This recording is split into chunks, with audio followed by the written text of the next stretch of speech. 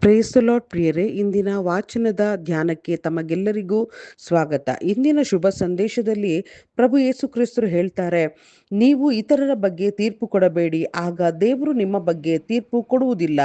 ನೀವು ಇತರರ ಬಗ್ಗೆ ಕೊಡುವ ತೀರ್ಪಿಗೆ ಅನುಗುಣವಾಗಿಯೇ ದೇವರು ನಿಮಗೂ ತೀರ್ಪು ಕೊಡುವರು.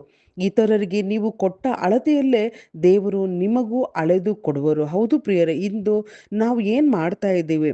ಇತರರು ಅವರು ಹಾಗೆ, ಅವರು ಹೀಗೆ, ಅವರು ಆ ಥರ ಮಾಡ್ತಾ ಇದ್ದಾರೆ, ಹೀಗೆ ಮಾಡ್ತಾ ಇದ್ದಾರೆ, ಅವರು ಸರಿ ಇಲ್ಲ, ಇವ್ರು ಮಾಡ್ತಾ ಇರುವ ಕಾರ್ಯ ತಪ್ಪು, ಈ ರೀತಿಯಾಗಿ ನಾವು ಅನೇಕ ಬಾರಿ ನಮ್ಮ ನಾಲಿಗೆಯ ಮುಖಾಂತರ ಇತರರನ್ನು ನಾವು ಜಡ್ಜ್ ಮಾಡ್ತೀವಿ, ತೀರ್ಪು ಕೊಡ್ತೇವೆ. ಆದರೆ ತೀರ್ಪು ಕೊಡುವ ಯೋಗ್ಯತೆ ನನಗಿದೆಯಾ? ನಾವು ಒಬ್ಬರಿಗೆ ಒಂದು ಬೆರಳನ್ನು ತೋರಿಸಿದ್ರೆ 3 ಬೆರಳು ನನ್ನ ಕಡೆ ತೋರಿಸುತ್ತದೆ. ನನ್ನ ಒಂದು ನೈತಿಕತೆ ಏನಿದೆ? ಇಲ್ಲಿ ಯೇಸು ಹೇಳ್ತಾರೆ, ನಿನ್ನ ಕಣ್ಣಿನಲ್ಲಿರುವ ದಿಮ್ಮಿಯನ್ನ ನೀನು ತೆಗೀಲಿಲ್ಲ ಅಂದ್ರೆ ನಿನ್ನ ಸಹೋದರನನ್ನ ಕಣ್ಣಿನಲ್ಲಿರುವಂಥ ಅಣುವನ್ನ ತೆಗೆಯೋದಕ್ಕೆ ಸಾಧ್ಯನಾ? ಕಪಟಿ ಅಂತ ಹೇಳ್ತಾ ಇದ್ದಾರೆ. ಮೊದಲು ನಿನ್ನ ಕಣ್ಣಿನಲ್ಲಿರುವ ದಿಮ್ಮಿ ತೆಗಿ, ಅಂದ್ರೆ ನಿನ್ನಲ್ಲಿರುವಂತಹ, ನಿನ್ನ ಹೃದಯದಲ್ಲಿರುವಂತಹ ಆ ಒಂದು ಬೇಡದ ಆಲೋಚನೆಗಳು ಅಥವಾ ನಿನ್ನ ಆ ಒಂದು ಕಪಟತನವನ್ನ ಮೊದಲು ದೂರ ಮಾಡು. ಅನಂತರ ಅನಂತರ ನೀನು ಬೇರೆಯವರಿಗೆ ತೀರ್ಪು ಮಾಡೋದಕ್ಕೆ ಯೋಗ್ಯಳಾಗುವೆ, ಯೋಗ್ಯ ಬಾಳುವೆ ನಡೆಸುವುದಕ್ಕೆ ಸಾಧ್ಯ. ಪ್ರಿಯರೇ, ಅದಕ್ಕೆ ಸಂತ ಯಾಕೋಬರು ಅವರ ಪತ್ರಿಕೆಯಲ್ಲಿ ಬರೀತಾರೆ, ನ್ಯಾಯ ವಿಧಿಗಳನ್ನು ಕೊಟ್ಟವರು ನ್ಯಾಯಾಧಿಪತಿಯು ಒಬ್ಬರೇ, ಅವರೇ ಉದ್ಧಾರ ಮಾಡುವುದಕ್ಕೂ ವಿನಾಶಗೊಳಿಸುವುದಕ್ಕೂ ಶಕ್ತರು. ಪ್ರಿಯರೇ, ಅವರಾಗಿದ್ದಾರೆ ಪ್ರಭು ಯೇಸು ಕ್ರಿಸ್ತರು. ಪ್ರಭು ಯೇಸು ಕ್ರಿಸ್ತರು ಲೋಕದ ಪಾಪಗಳನ್ನು ಪರಿಹರಿಸಲು ಸ್ವರ್ಗಲೋಕದಿಂದ ಈ ಲೋಕಕ್ಕೆ ಬಂದ ದೇವರ ಕುರಿಮರಿ. ಅವರೇ ಈ ಲೋಕದಲ್ಲಿ ಇರುವಾಗ ಒಬ್ಬರಿಗೂ ತೀರ್ಪು ಕೊಡಲಿಲ್ಲ. ಯಾಕಂದ್ರೆ ದೇವರ ವಾಕ್ಯ ಯೋಹಾನನ ಶುಭ ಸಂದೇಶದಲ್ಲಿ ನಾವು ನೋಡ್ತೇವೆ, ಯೇಸು ಕ್ರಿಸ್ತರು ಬಂದಿದ್ದು ಈ ಲೋಕಕ್ಕೆ ತೀರ್ಪು ಕೊಡಲು ಅಲ್ಲ, ಜನರನ್ನ ಉದ್ಧಾರ ಮಾಡಲು ಅಂತ. ಪುತ್ರನಲ್ಲಿ ವಿಶ್ವಾಸವಿಟ್ಟವರಿಗೆ ತೀರ್ಪು ಇಲ್ಲ ಅಂತ ಹೇಳ್ತಾರೆ. ಯೇಸು ಕ್ರಿಸ್ತರೇ ಯೋಹಾನನ ಶುಭ ಸಂದೇಶ 7ನೇ ಅಧ್ಯಾಯದಲ್ಲಿ ಬರೀ ತೋರಿಕೆಯಿಂದ ತೀರ್ಪು ಕೊಡುವುದು ಸಲ್ಲದು, ನಿಮ್ಮ ತೀರ್ಪು ನ್ಯಾಯಬದ್ಧವಾಗಿರಬೇಕು ಅಂತ ಹೇಳಿದರು.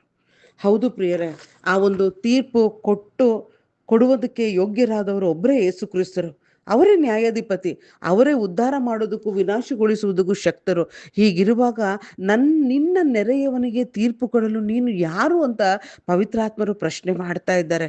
ಇಂದು ನಾನು ನನ್ನ ಜೀವಿತದಲ್ಲಿ ಏನು ಮಾಡ್ತಾ ಇದ್ದೇನೆ? ಈ ಒಂದು ಇತರರ ಬಗ್ಗೆ ತೀರ್ಪು ಕೊಡುವ ನಾನು ಸರಿ ಇದ್ದೇನಾ? ನನ್ನ ಆತ್ಮ ವಿಮರ್ಶನೆಯನ್ನು ನಾನು ಮೊದಲು ಮಾಡ್ಕೊಳ್ಬೇಕು ಪ್ರಿಯರೇ. ಹಳೆ ಒಡಂಬಡಿಕೆಯಲ್ಲಿ ನಾವು ಅರಸರ ಗ್ರಂಥದಲ್ಲಿ ನಾವು ನೋಡ್ತೇವೆ, ದೇವರ ಪ್ರಜೆಗಳು ಅನಿಸಿಕೊಂಡಂತಹ ಆ ಇಸ್ರಾಯೇಲ್ ಮಕ್ಕಳು ಏನ್ ಮಾಡ್ತಾ ಇದ್ದಾರೆ? ಅವರ ದುರಾಚಾರದಿಂದ ಅವರು ಆ ಪೂರ್ವಜರಿಗೂ ಆ ಪ್ರವಾದಿಗಳ ಮುಖಾಂತರ ಬಂದಂತ ಎಲ್ಲ ಆಜ್ಞಾ ವಿಧಿಗಳನ್ನ ಅವ್ರು ಕೈಗೊಳ್ಳಲಿಲ್ಲ, ಅವರು ನಡೀಲಿಲ್ಲ. ದೇವರು ಅವರಿಗೆ ಎಚ್ಚರಿಕೆ ಕೊಟ್ಟರು ಕೂಡ, ಅವರ ನಿಬಂಧನೆಗಳನ್ನ ಕೊಟ್ಟರು, ಬುದ್ಧಿ ವಾಕ್ಯಗಳನ್ನ ಕೊಟ್ಟರು ಕೂಡ ಅದನ್ನ ತಿರಸ್ಕರಿಸಿ ಮಿಥ್ಯ ದೇವತೆಗಳನ್ನ ಪೂಜಿಸಿ ನಿಸ್ಸಾರ್ಥಕರಾದರು ಪ್ರಿಯರೇ. ದೇವರ ಆಜ್ಞೆಯನ್ನ ಪಾಲಿಸ್ಲಿಲ್ಲ, ದೇವರ ಮಾತನ್ನ ಕೇಳಲಿಲ್ಲ. ಅದಕ್ಕೆ ದೇವರು ಅವರ ಸನ್ನಿಧಿಯಿಂದ ಅವರನ್ನ ತಳ್ಳಿಬಿಟ್ರು ಅಂತ ನಾವಿಲ್ಲಿ ಓದ್ತೀವಿ. ಇಂದು ನನ್ನ ಹೃದಯ, ನನ್ನ ಮನಸ್ಸು ಯಾವ ಆಲೋಚನೆಯಲ್ಲಿದೆ ಪ್ರಿಯರೇ? ದೇವರಿಗೆ ಪ್ರಿಯವಾಗಿದೆಯಾ? ಯಾಕಂದ್ರೆ ನನ್ನ ಹೃದಯ ಜೀವಧಾರೆ ಹೊರಡುವಂಥ ಸ್ಥಳ, ಅದನ್ನು ನಾನು ಕಾಪಾಡಿಕೊಳ್ಬೇಕು ಪ್ರಿಯರೇ. ಈ ಒಂದು ಸಮಯದಲ್ಲಿ ನಮ್ಮ ಹೃದಯವನ್ನ ನಾವು ಸರಿ ಮಾಡಿಕೊಳ್ಳೋಣ.